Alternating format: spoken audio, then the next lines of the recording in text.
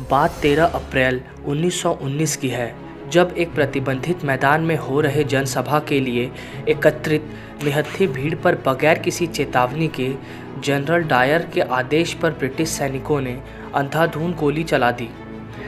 यह जनसभा जालियांवाला बाग में हो रही थी, इसलिए इसे जालियांवाला बाग हत्याकांड भी बोला जाता है। इस जनसभा की मुखबिरी हंसराज नामक भारतीय ने किया था और उसके सहयोग से इस हत्याकांड की साजिश रची गई थी। 13 अप्रैल को यहाँ एकत्रित यह भीड़ दो राष्ट्र नेताओं सत्यपाल और डॉक्टर सैफुद्दीन की गिरफ्तारी का विरोध कर रही थी। अचानक ब्रिटिश सैन्य अधिकारी जनरल डायर ने अपनी सेना को निहत्थी भीड़ पर तितर-बितर होने का मौका दिए बगैर गोली चलाने के आदेश दे दिए और 10 मिनट तक यहाँ ताबड़तोड़ गोलियाँ चलती रही और गोलियाँ तब तक चलती रही जब तक कि वो ख़त्म नहीं हो गई। इन 10 मिनटों में 1000 से अधिक लोग मारे गए और लगभग 2000 लोग घायल हुए। गोलियों के निशान आज भी जालियांवाला बाग में देखे जा सकते हैं, जिसे कि अब राष्ट्रीय स्मारक घोषित कर दिया गया है।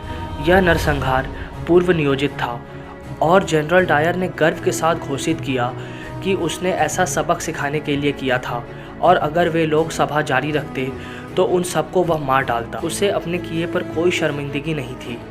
जब वह इंग्लैंड गया तो कुछ अंग्रेज़ों ने उसका स्वागत करने के लिए चंदा इकट्ठा किया, जबकि कुछ अन्य डायर के इस घिनौने काम से आश्चर्यचकित थे और उन्होंने इस घटना की जांच की मांग की।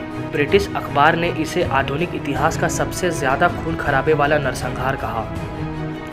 21 वर्ष बाद 13 मार्च 1940 को एक भारतीय क्रांतिकारी उधम सिंह ने माइकल ओ डायर की गोली मारकर हत्या कर दी, क्योंकि जालियांवाला बाग हत्याकांड के समय उधम सिंह ही पंजाब के लेफ्टिनेंट गवर्नर थे।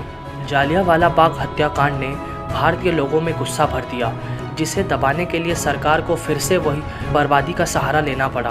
पंजाब के लोगों पर अत्याचार किए गए, उन्हें खुले पिंजड़े में रखा गया और उन पर कोड़े बरसाए गए।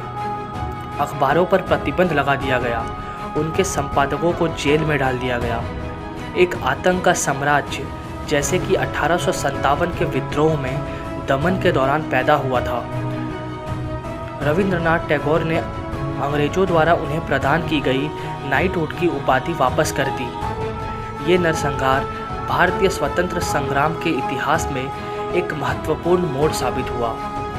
जालियांवाला बाग हत्याकांड के दौरान हुई मौत की संख्या पर कोई आधारित डेटा नहीं था, लेकिन अमृतसर के डिप्टी कमिश्नर कार्यालय में 484 शहीदों की सूची है, जबकि जालियांवाला बाग में कुल 388 शहीद की सूची है।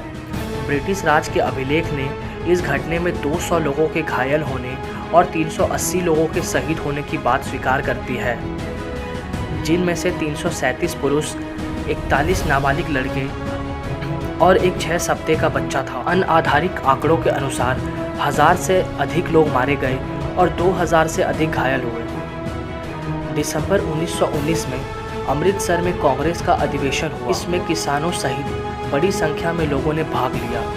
यह स्पष्ट है कि इस नरसंहार ने आग में घी का काम किया और लोगों में दमन के विरोध और स्वतंत्रता के प्रति इच्छा शक्ति को प्रबल कर दिया।